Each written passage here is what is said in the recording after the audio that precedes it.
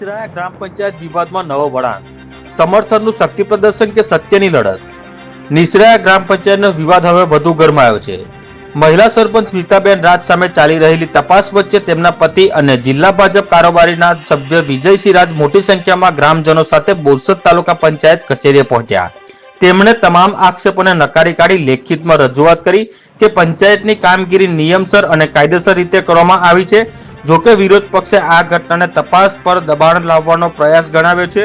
હવે સમગ્ર મામલે અધિકારીઓ શું નિર્ણય લે છે તેના પર સૌની નજર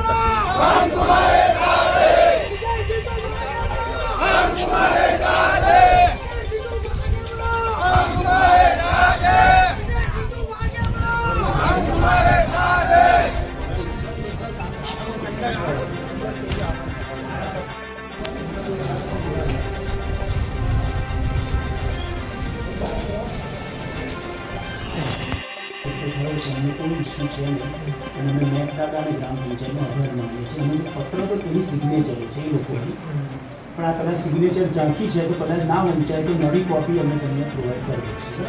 આ પીડીએફ પરથી ઝેરોક્સ કાઢી છે તો કદાચ થોડી 78% સાઇન કરેલી છે.